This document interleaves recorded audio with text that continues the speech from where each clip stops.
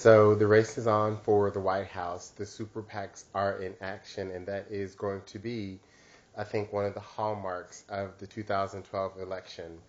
I should start by saying that I resisted talking about the 2012 election, but the more that I learn about it and the more that I inform myself as a voter and the more that I go through the processes of just voting here from abroad.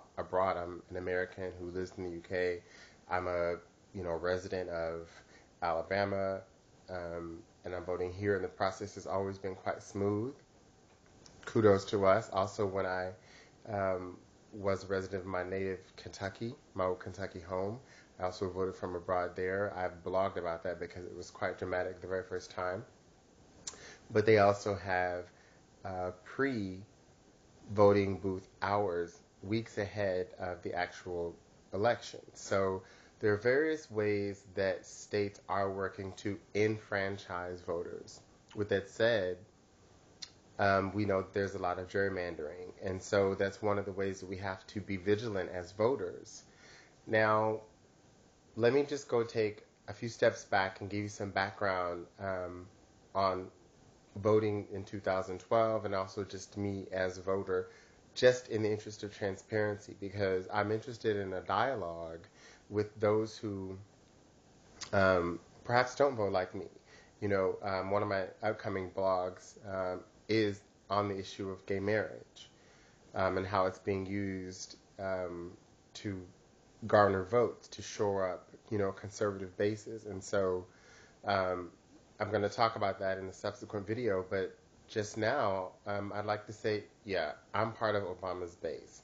It's not an uncritical decision. It's something that I think about regularly, and it's a decision that I make over and over and over again that I confirm. Yes, I'm on President Obama's side, and primarily because he is someone who's interested, invested in, and has demonstrated a commitment to dialogue.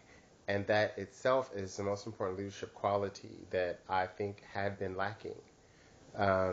We look at the dominant candidates on the Republican side just now, and we see Mitt Romney, and we see Newt Gingrich. I'm a person who grew up. I came of age in the 90s. I marched in my states, and then I was in college, so I was in the state capital, Ohio, Columbus. We marched against the Contract Against America. Go back and look it up. I think it's officially called the Contract for America, but it was against the working people, working poor. And I think at that time we didn't even have a term as working poor. And so you see how social media has made this race so different. And what's interesting about it is we have the opportunity to use social media to go against all the dollars that are being poured into this election with the super PACs. We saw what Mr. Obama did, and I wonder if there is an Occupy super PAC that could be built. But one thing that is sure, that I can read The Economist, Time, Life, the Herald of this, the Times of that newspaper, magazine, and they're talking about income inequality. The Economist is, staunchly Republican in this race, they say, because they are economically conservative, and yet they contradict themselves because they are very socially liberal. Very typical, very typical of the Atlantic Divide. And so, they'll have Mr. Obama ridiculing him this and this and this on what he wants to spend on. He wants to spend on socials. He wants to spend. And then on the next page, America's prisons and racial and class and gender peril and, all this stuff. And they don't connect the two. And so what I like to do in my videos here in the dialogue with the public is to, excuse me, is to talk about how do we negotiate, the fact that our prisons, our penal system, that it doesn't align with our cultural values. And as a matter of fact, neither does free market capitalism unabated. Now, I'm not saying big government, but I'm saying that there is room for negotiation and discussion. And so it's important that we be vigilant in our use of social media, also be respectful of one another across our different opinions, across our different ideologies, to talk about this, because this election is going to be heavy. It's still January. It's the first month of the year. And already what we're seeing with the Citizens United is devastating, the Republican race. It's wreaking havoc. And from my perspective, okay, so be it. You know, so be it that the conservative members of our legislative branch and our judicial branch wanted Citizens United, advocated for it, and now they're the ones who have to literally pay for it. And where does the money go? Into the media. And where does that money go? Pocketed by very wealthy CEOs.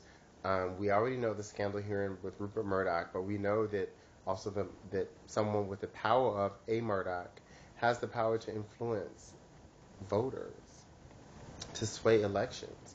So we know this. This doesn't sit comfortable with most of us.